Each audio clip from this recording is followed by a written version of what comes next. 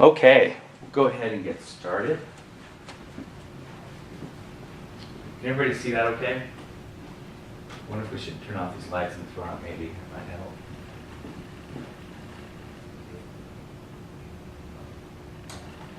A little better.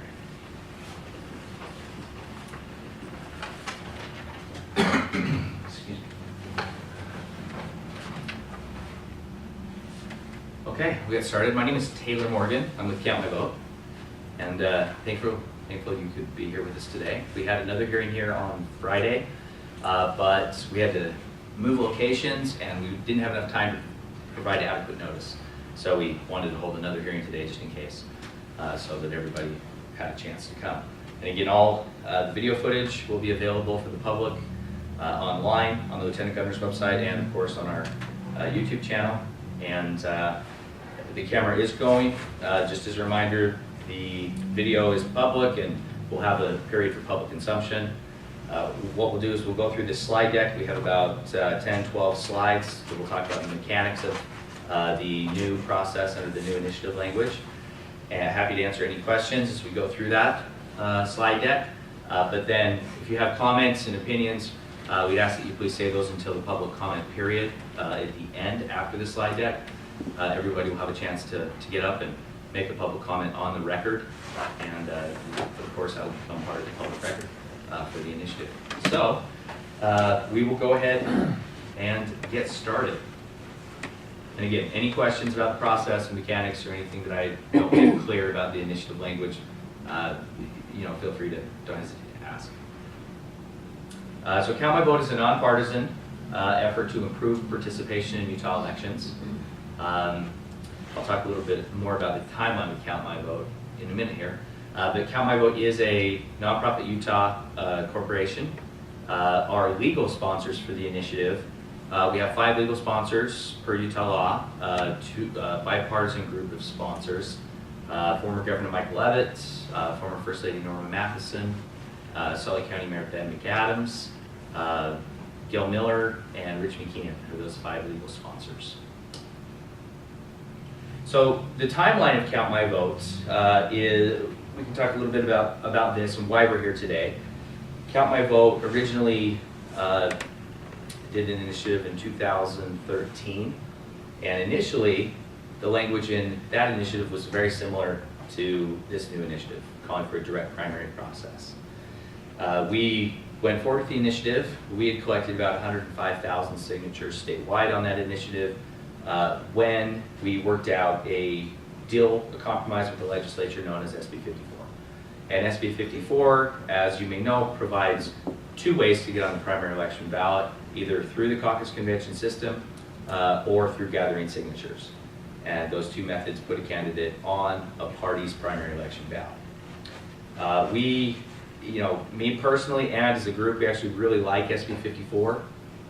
We think it is a good solution. We worked hard for it, and personally it's something I really like. Unfortunately, the legislature every year has attempted to undo or repeal SB 54 or to pass legislation that would render SB 54 moot. Also, the State Republican Party has filed lawsuits and has appealed those lawsuits, and just created a lot of uncertainty around SB 54 and has put SB 54 in a place that is very vulnerable. In fact, a certain legislator now has already filed legislation to repeal SB 54 in the upcoming session. So we're at a place where SB 54 is vulnerable, it's under constant attack, and so we made the decision that we should put this decision before the Utah voters and let them have the final say. And so that's where we are today, and that's why we're here. So, any questions on that timeline, or yeah? So first, I'm just curious. SB 54 was the dual compromise, Yeah. whereas this initiative is just strictly primary. Exactly. So why isn't the initiative embracing the dual path as well? It's a good question. We're looking at it. We're considering that as an option. Part of the issue with that is the parties are private organizations, and when it comes to the primary election ballot, that process has been established and can be regulated by the state and whatnot. But when it comes to the party's internal process, we don't have the ability to to dictate that process or the threshold, all those things. So it becomes, this is something we actually talked at length about yesterday after hearings, and there was some concern that, well, we just don't have the ability to define or regulate or that caucus convention process. We really like where it is now, but if the party clearly doesn't like SB 54, otherwise they wouldn't be fighting it and suing it, and legislators wouldn't be threatening it. So if they don't like the model we have now, it's hard to put that into an initiative, and what would change their opinion about it, even if it's passed on by initiative. It's law right now, right? So it's a fair question. I really like SB 54, and I think on Friday when we were here, I was hopeful that we might be able to do that, but it doesn't look like that's the case, because again, if the party was open to that and wanted that, then why would they be fighting it so hard now? I don't know. Do you think they're fighting it because they want to choose how they pick their candidate for their party? I think, and again, I'm not You're kind of coming in certain, but my understanding of it is that those in the party, the Central Committee and the delegates, they would prefer to continue to control that process as a small group rather than have all party voters be making that decision. So whether that's right or wrong is, another debate, but that's my understanding of their challenge of SB 54 is they would like to have the nominating power remain within the hands of that small group of delegates rather than the broader party voters. But that is, I think, the best answer to your question. And ultimately, I think that, again, we're at a place where we want voters to decide. Let the voters choose how they want to pick their candidates. And in any election in Utah, especially in the midterm, the majority of voters who participate will be Republicans, and so Republicans will ultimately be able to choose what system they want. So, do you have a question, sir? Okay. What's your background? What's my background? I came to count my vote primarily in elections. I worked for the Hinckley School of Politics, and then I worked for the Governor's Commission on Strengthening Utah's Democracy that was formed by John Huntsman Jr. and then by Governor Herbert. And then I went to work for Greg Bell in the State Elections Office, did elections there, and then I went from there to do Count My Vote in 2013.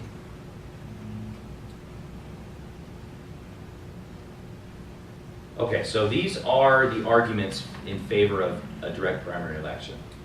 Direct primary elections facilitate greater participation. They improve candidates' access to the primary election ballot.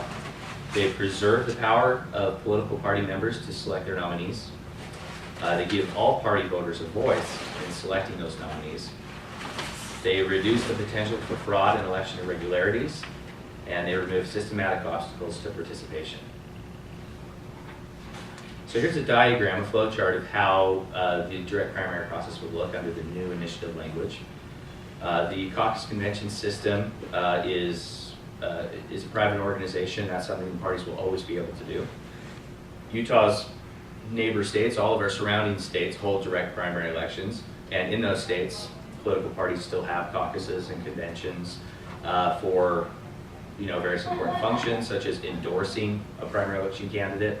They can't nominate, and it's no longer a legal path to the ballot, but they can endorse a candidate who would appear on the ballot. They can help a candidate gather signatures and qualify for the ballot.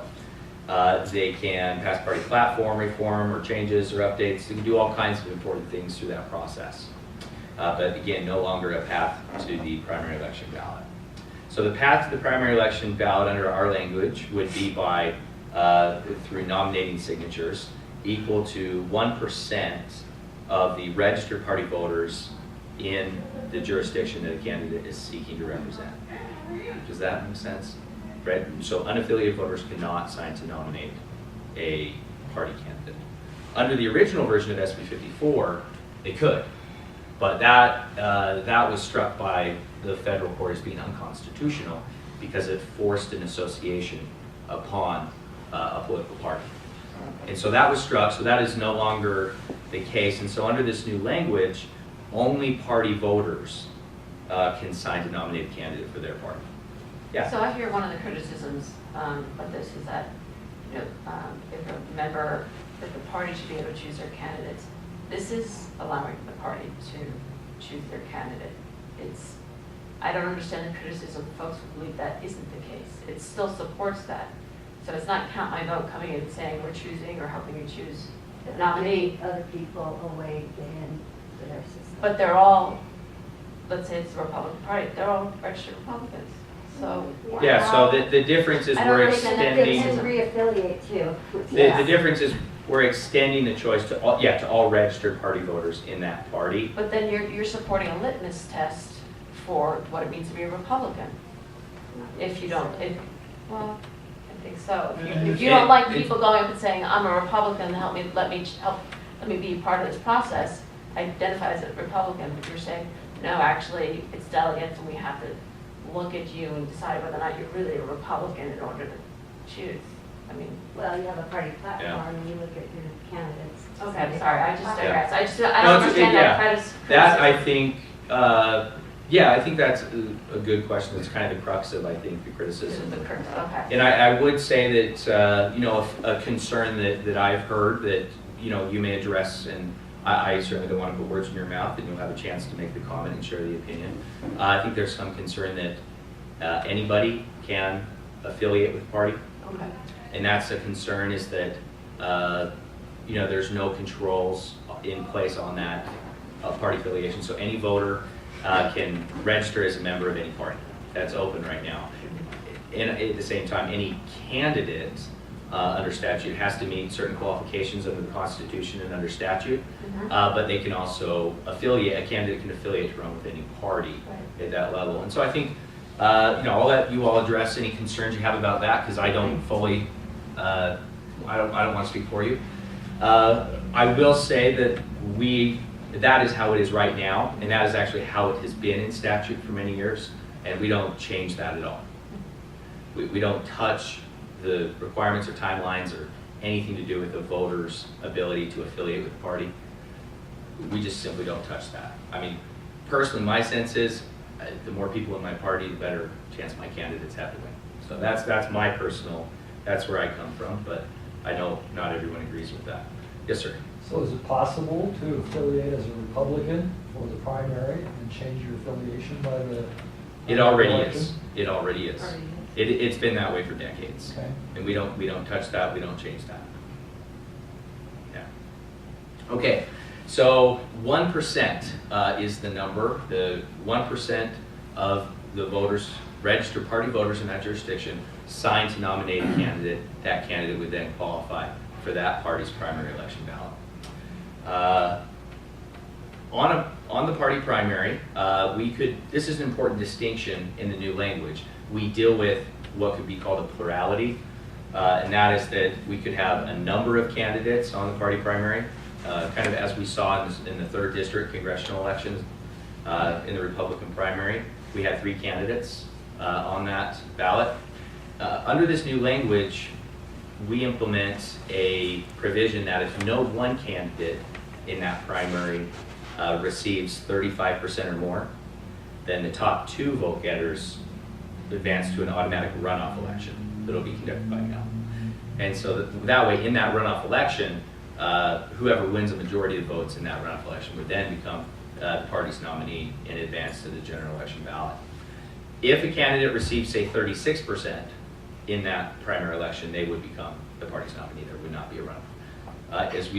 In the 3rd congressional district special election, I believe John Curtis won 43% of the vote, and so he won that primary. If that were to happen in the future, then again, that's well above that 35% threshold, so there would not be a runoff.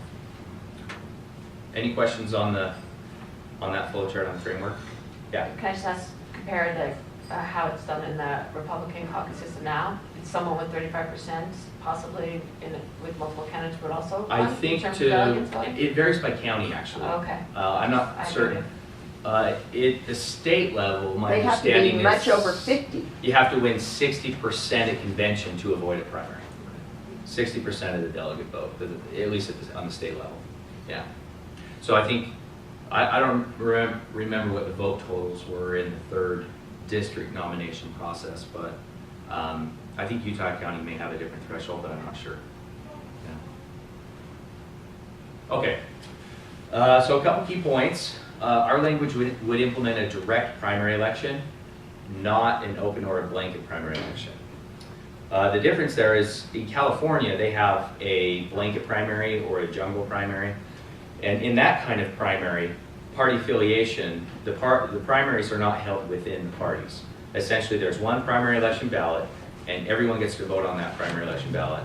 And then the top vote getters on that primary, regardless of party affiliation, advance to the general election. That's not what our system would do. What our system would do is it would still keep the primary elections within the parties. And so on the general election ballot, as it is now, whoever wins the primaries for the parties represent their party on the general election ballot. And we only impact partisan primary elections. So that means any nonpartisan races, like municipal offices for city council, city mayor, our language doesn't affect them at all. They already have that kind of an open primary where anybody can, get on the ballot and then voters choose among multiple candidates on the ballot, and party affiliation is not a piece of that in the municipal elections. And then political parties, of course, will always be free to choose whether or not they want to hold open or closed primary elections. Our language doesn't affect that. And again, unaffiliated voters are not able to nominate party candidates, and of course, we don't force their participation in a primary election. To clarify, when Yeah. you say open or closed primary, you mean that to be So, the difference between? so for example, the state Democratic Party statewide has chosen to have open primaries. And so that means anyone can participate in a Democratic primary election. The Republican Party has closed primary elections, and that means you have to be a registered Republican in order to vote in the Republican primary election. So in Democratic Party, you don't have to be registered Democrat in order Correct. to vote in Democratic Party It's open, process. yes, and it's even open, my understanding is it's even open to Republicans. Yeah, so that's the difference, and that choice remains up to the parties. We don't affect that. Under SB 54, that language, it forced unaffiliated candidates to be able to nominate party candidates and to participate in their primary, but that was struck as unconstitutional, so that's gone. And that, the motivation behind that was Senator Bramble had a concern about Utah's unaffiliated voters. They're our second largest group of voters in Utah. The idea was that if we wanted to improve participation, we should give those unaffiliated voters a path to help choose party nominees. That was the rationale, but again, that forced association was deemed unconstitutional. So our language keeps that decision up to the parties and only the parties. Let's see, okay, I think we've gone. How was it deemed unconstitutional? Judge Newfer, the federal judge here in Salt Lake City, his ruling, and you have to forgive me, I'm not an attorney, and I probably won't get this perfect, but When did it happen? oh, when did it happen? Yeah. Oh, this was 2015, I believe. Okay, I think. Yeah. Sorry, I thought you were asking what did he. okay, yeah. Sure. And my understanding of the party's appeal that is now occurring in the 10th Circuit in Denver is that there's still this question about membership in the party. The judge asked the question, well, can Bernie Sanders go in and change his party affiliation and become a Republican? And the answer right now is yes. And that's how it's been for decades, and that's how it is throughout the country. And so there's an interesting question there about, well, who controls membership in the party? Is it the voters opting in? And that process has been open that way for decades? Or should political parties have some kind of control over who can become a registered voter in their party? So I think that's a fascinating question. We'll see what happens there. But regardless of that ruling, our language is moving forward. But yeah, we'll certainly keep our eyes on it.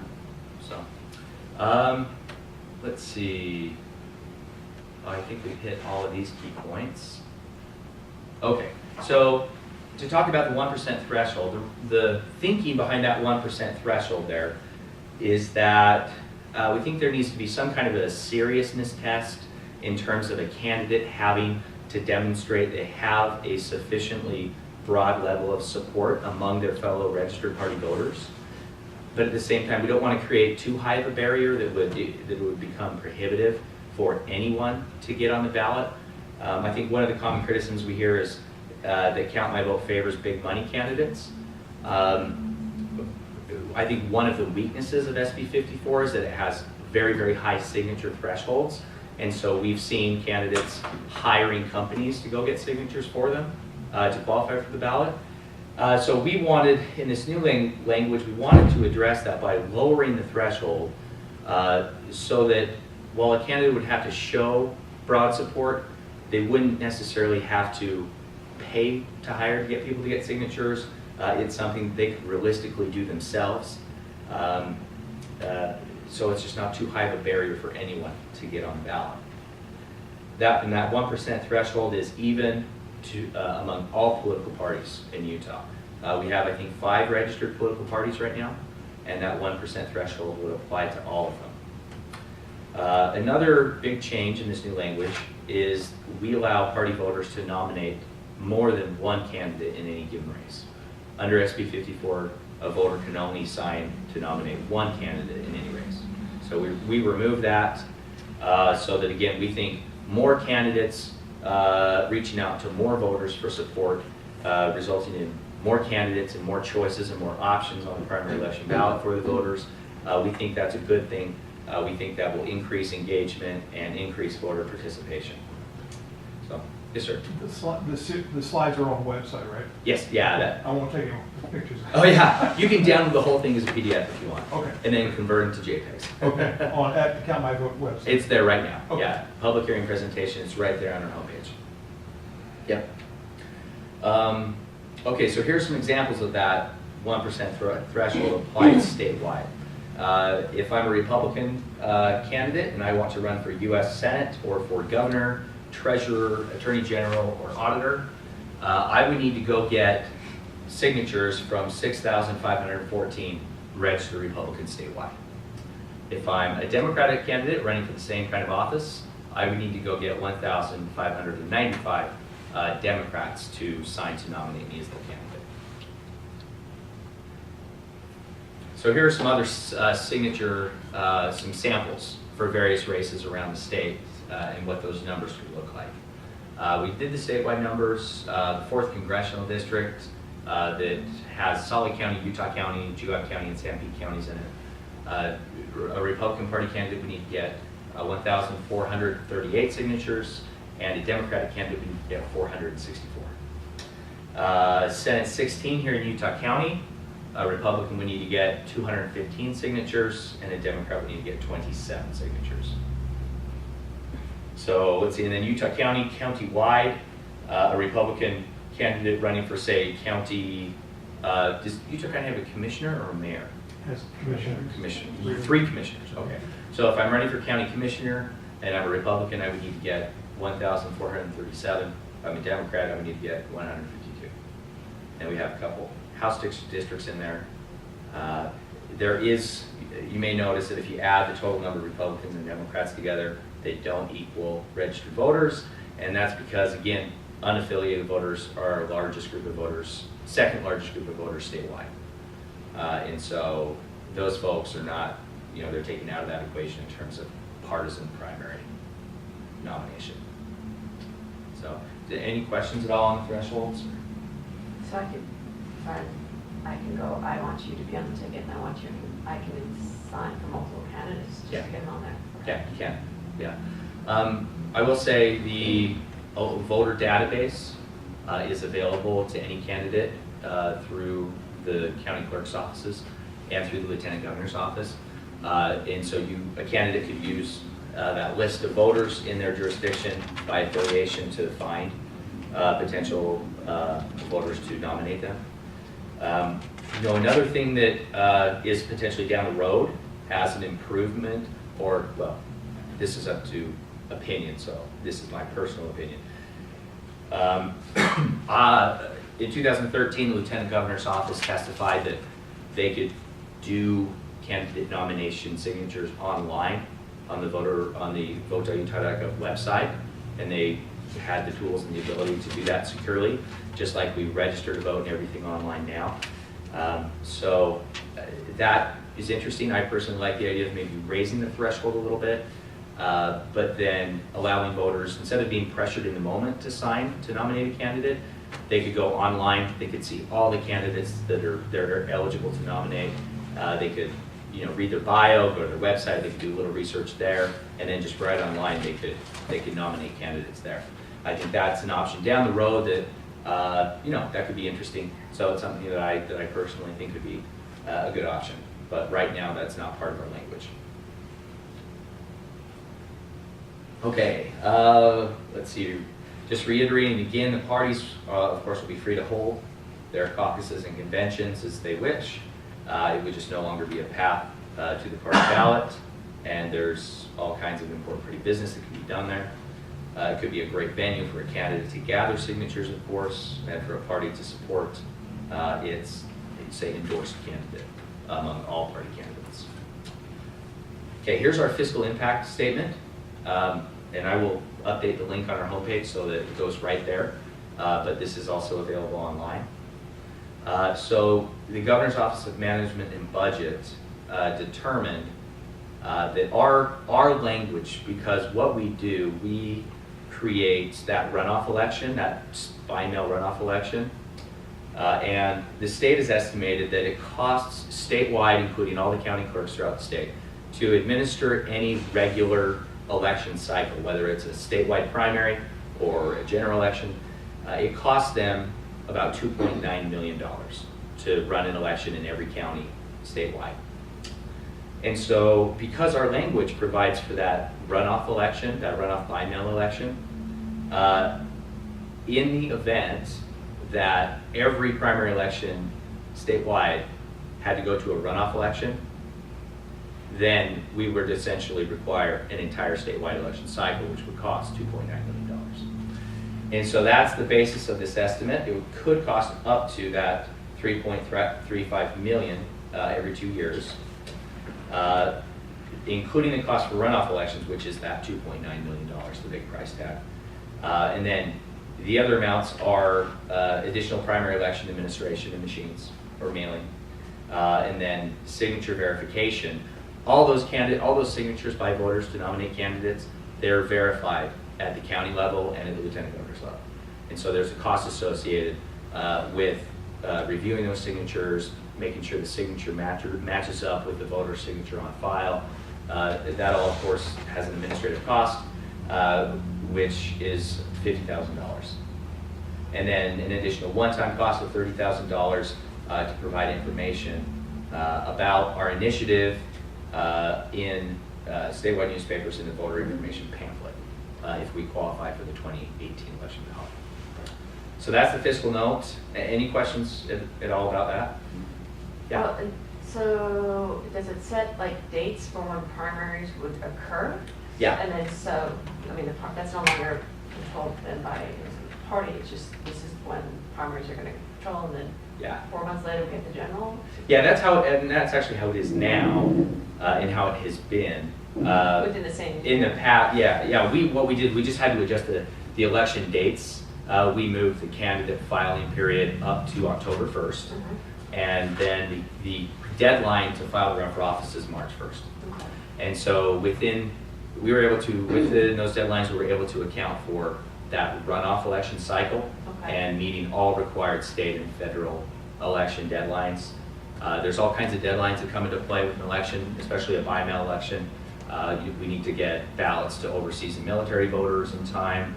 We need to make sure we have adequate time for canvassing, for challenge period, for auditing, for all that kind of stuff. So it's all in there, yeah.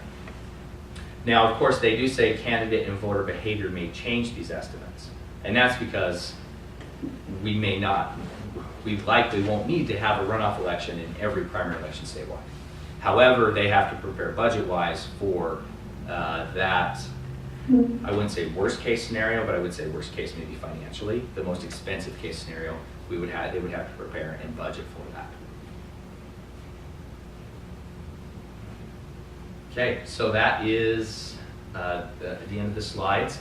My name is Taylor. That is my email address right there. You can reach out directly to me. Also, right now, the phone number listed for Count My Vote is my cell phone. So if you call or text me, 801-631-4866. That's my phone number. Right now, it's listed for Count My Vote. I think we'll probably get a different number. But for now, that is it. Also, Count My Vote we're a nonprofit Utah corporation, Count My Vote Incorporated. We also are registered with the Lieutenant Governor's Office as a political issues committee. And let's see here. Since we have this up, we can actually go. Here's the public hearing presentation, just right here on our website. So that's where you can get that. I think this is important just because I think transparency is good. If you go to the disclosures webpage for the Lieutenant Governor, so let's take a second to load here. You can see what I like to do online here. So we got Facebook, my email, Zion National Park permits.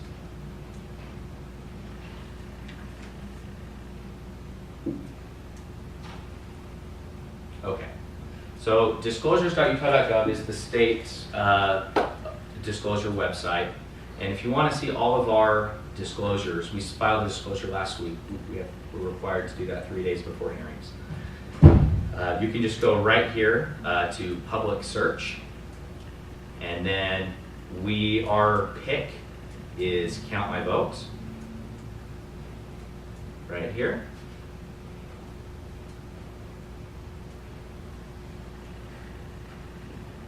And then you can go here to public view, and you can view all of our financial reports, expenditures, donors, all that information is available right now, right here on the disclosures.gov website.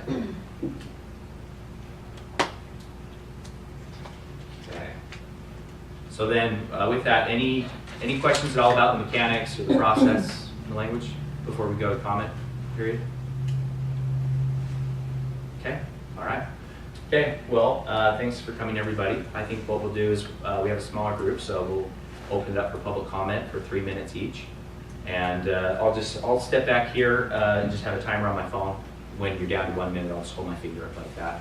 Everybody who wants to comment, if you don't mind, you can stand where you are, but it's helpful to have you on camera. So if you want to come up and face the camera, that's great.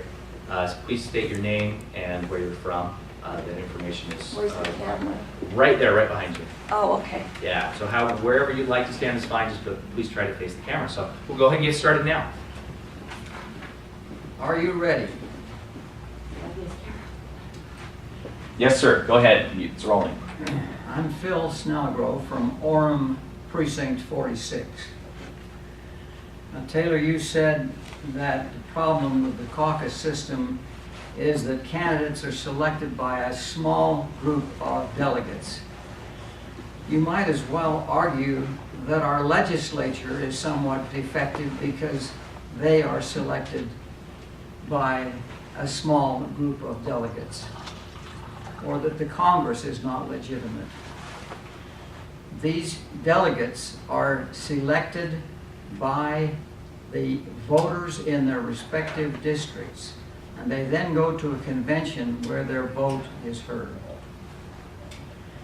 1% of the voters being required is ridiculous.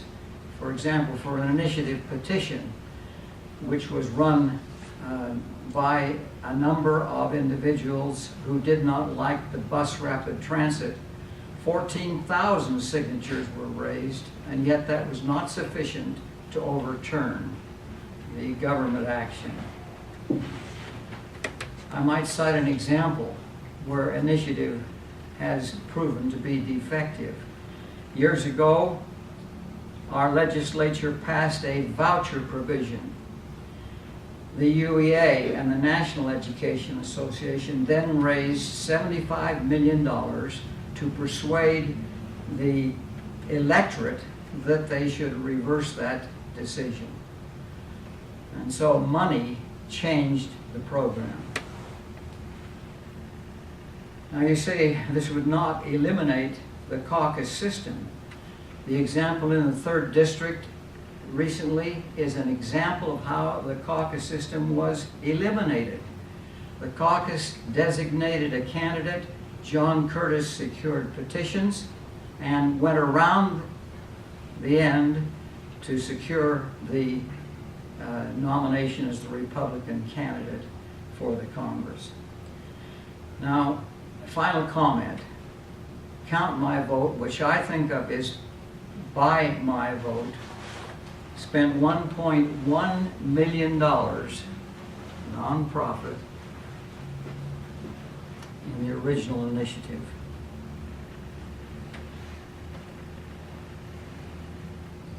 Anyone else?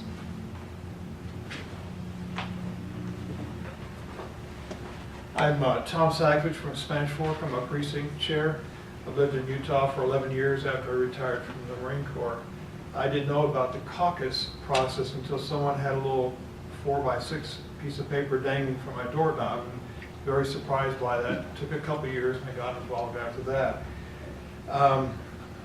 I understand the need to increase voter participation. In Utah County, I think Utah County is what, the second or third largest county in Utah? Something like that. If we use that as a reference point, municipal votes, we have only about 11 to 20% that turn out to vote for city and city level type of roles. For state vote positions out of Utah County, you have roughly 40-45% that vote. And that's usually during a non-presidential year. On presidential years, we have between 70 and 80%. And vote by mail so far has raised interest by about 5 or 10%. When I called the county elections office, he told me that in Oregon, it went very well for some years and they saw some drop in interest in the mail route. And so they went back down in their voting turnout. What we seem to find in Utah, but also throughout this country that I have lived in, is a lot of the low vote turnout has to do with lack of interest in a party candidate or a topic, or the person's just overwhelmed with life, family, work, or lack of work, and they just don't participate. In Utah County, at least, half of this county is 25 and below, and they tend to be very mobile, and they don't tend to register as often. They tend to move out of the county or out of the state. They flow in, flow out. But delegates at the current caucus process are elected by their neighbors, those who want to participate. I have seen, since I moved in, a very large participation during the presidential years, and then I've seen some very, very low turnouts. And so what I was told to me at the county seems to be true. And so the turnout concerns I have, that Count My Vote seems to have, is not indicative for the reasons why it exists. That the reason why we have such a low turnout is because of life issues. And I can see SB 54 helping independent party runners because they don't affiliate with any party in the state. But it infringes, I think, with the First Amendment right to government not establishing a religion or involving itself in a right to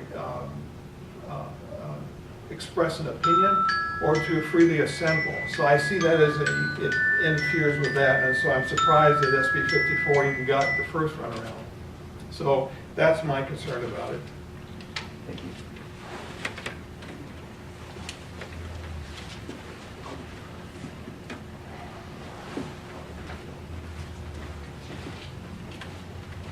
Hi, I'm Linda Ogden.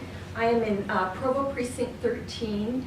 I have lived in Provo 15 years this last time, and we lived 12 years previously here before we lived all over the country. I believe the caucus system is the most direct system that allows citizens to have a vote for who is nominated in Utah races. I used to go to caucuses in the early 2000s when we moved here, and there would be a classroom with 27 people. It was incredible. Now there are hundreds coming. And it's very easy actually to become a delegate. I've heard the criticism that there are these elite people, elite members. I think it's often people that are interested, that have read something, that are concerned. They're the people that are worried, that try to become the delegates, and they can become that pretty easily by talking to their neighbors. And some people have complained that, oh, it's so hard. It is 2 to 3 hours maximum on a weeknight, and I think it's a good idea that they've made a way for people to express their vote for a delegate now if perhaps they're a worker at a hospital or somewhere else and they can't attend an evening night. I can't imagine any time when they would prefer to come. They probably wouldn't prefer to come on a Saturday night or a Friday night. Anyway, when I ran as a delegate last time, we were given 30 seconds, and I was able to say, I believe that we should follow the Constitution, and I will vote for people who will uphold the Constitution and not work out of it, and I got because of that. Candidates can run on a shoestring through this process to the delegates. Delegates can meet face-to-face and ask them questions. Delegates can make an informed choice that people that don't even want to go to a caucus for 2 hours may not want to talk to each of these candidates. Count My Vote totally silences the voice of rural areas. They will be ignored from now on. Population centers such as Salt Lake would completely have the power to make every decision in the state.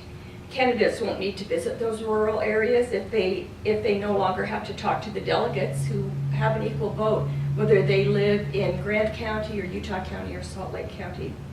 The legislature does not have the right to tell a private organization who can be on the ballot as a party candidate.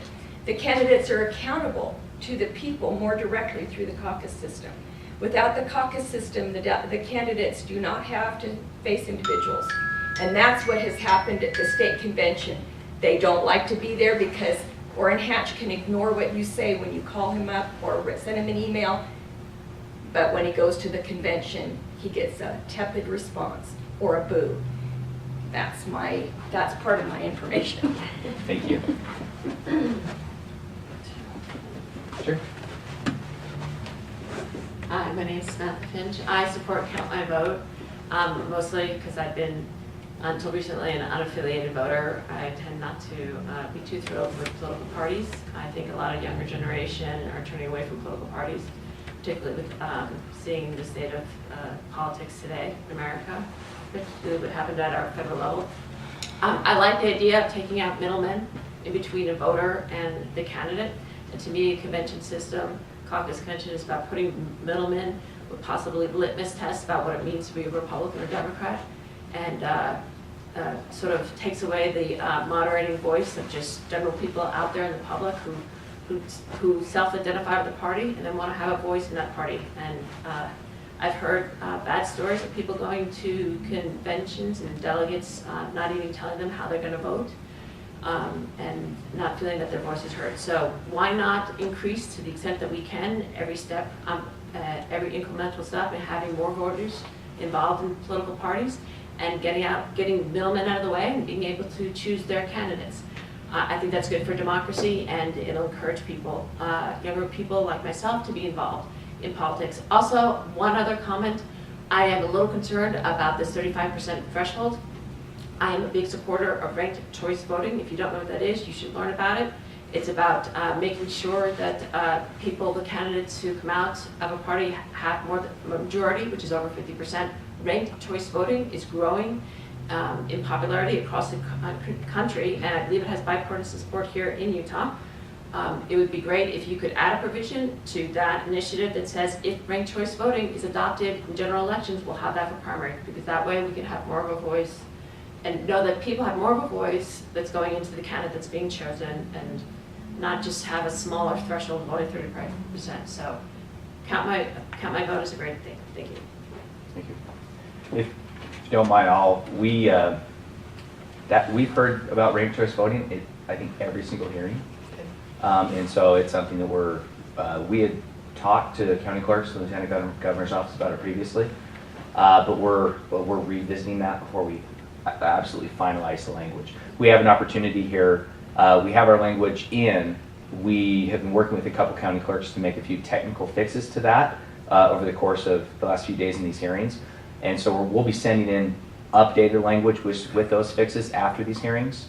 And so we're talking about ranked choice voting and how that we could refer to that, or how we could be open to that. Yeah, So just sort of, without changing what's existing there, Yeah. just add something. Yeah, That says we embrace it, it's. it could be an option. Yeah. So we've heard about it at every single public hearing, every single one of them. So thank you.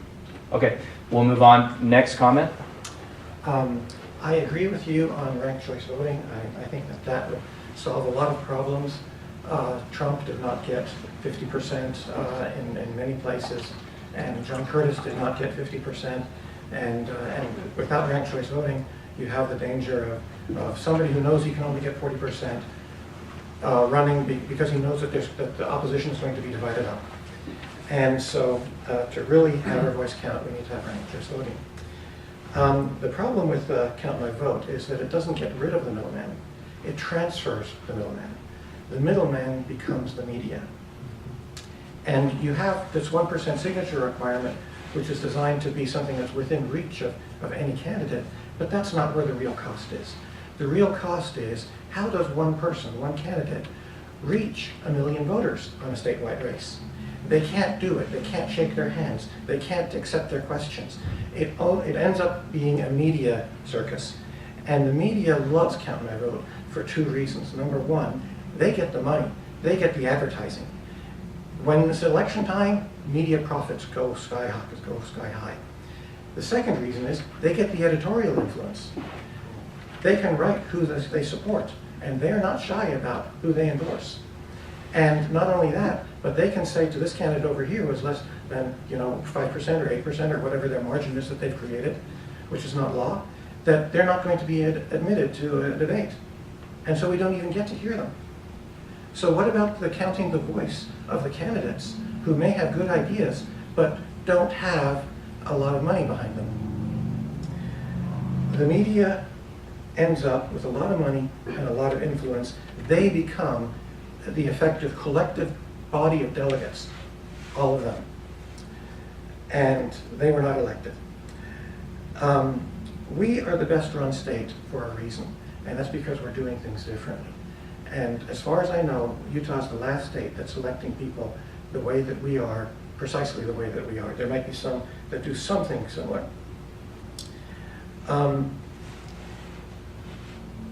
The reason we do it this way is related to the fact that we rely upon experts for difficult decisions in all areas of our lives. If we have a complex tax situation, we go to an accountant. If we have a complex medical situation that's beyond the first aid stage, we go to a doctor. People who have put in the time to make the right decisions. There are many other such examples.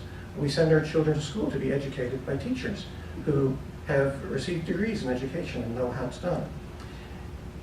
When it comes to electing our candidates, it can be a complex decision. It can involve evaluating a lot of candidates. And the way to get educated on that isn't necessarily to get a degree in it, but to meet with the candidates. And so that's why we elect delegates, and then the delegates go, and the real work of the caucus convention system happens between the election of the delegates and the convention, and that's not visible. You can't even, I tried to find pictures online, couldn't, of all of the little meetings in people's living rooms and in schools and in classrooms at various places where the candidates are being grilled with questions, and not serious candidates can be vetted. And this is why John Curtis, he didn't survive that process. That's time, sir. Okay, thank you.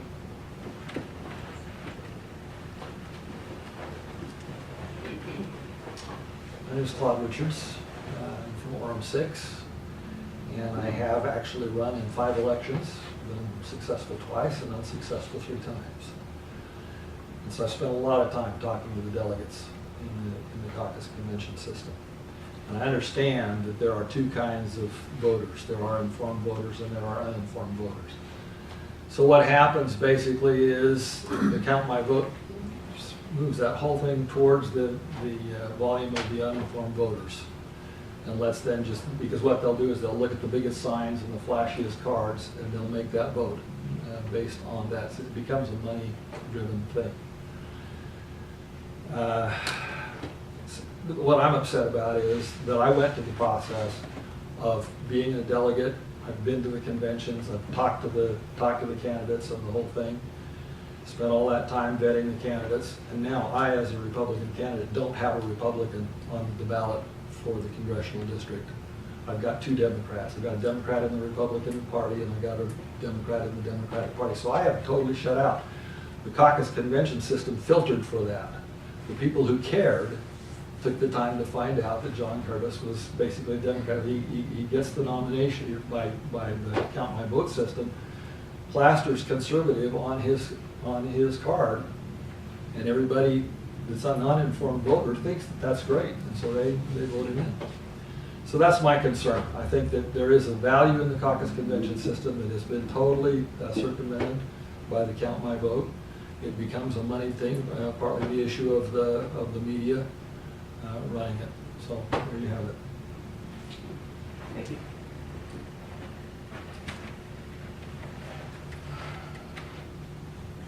Anyone else?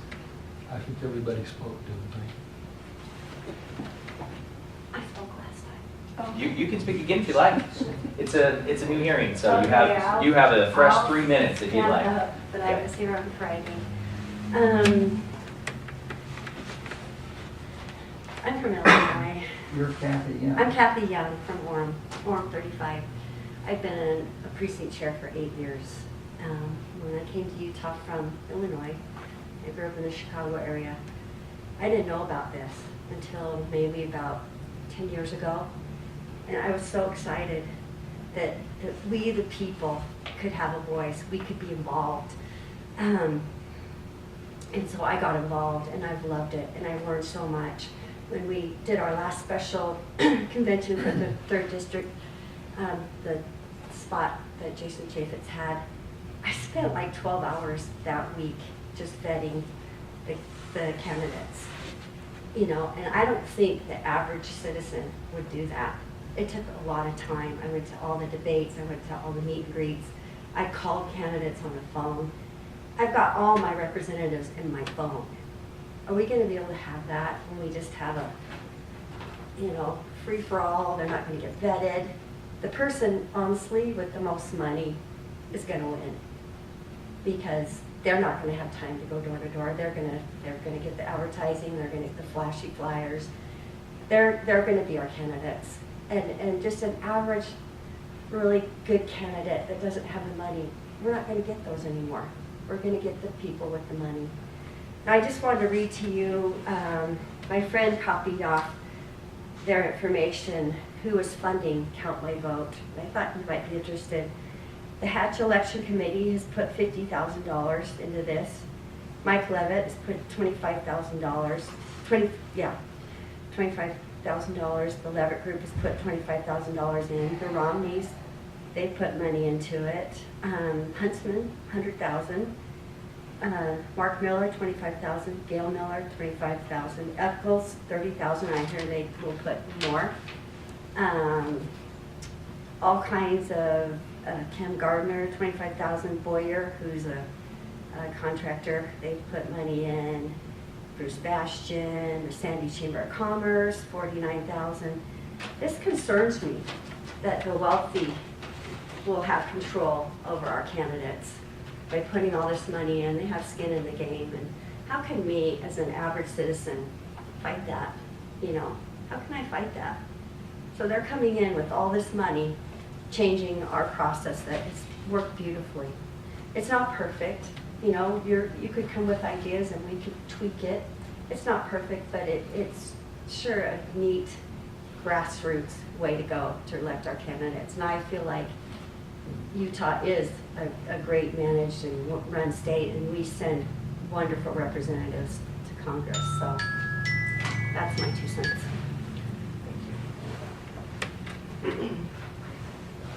I think everybody's had a chance to speak. I didn't introduce myself the first time. Do I get another 3 minutes? No, but you can introduce yourself. How about that? My name is Peter Eam, and I'm from Orem. I don't know what the number is off the top of my head. The fighting 37th. But, pardon? I was kidding. No, it wasn't. But I'm from Florida, and in Florida, we never knew how the candidates showed up on the primary one. It just seemed like it was a smoke-filled room. And I come here to Utah and I discover that, wow, I can actually have a voice in how that happens. And that's exciting. I don't have any. I'm going to go ahead. So, Okay. just sorry to interrupt you. Just 1 second. I like that. We'll go ahead. We'll end the hearing, at least the formal proceeding here. I'll stop the video. Right. We'll Okay. wrap it up formally. But then you're certainly welcome. You know, we're all welcome to stay. We're welcome to have a conversation and chat as I clean up, whatever.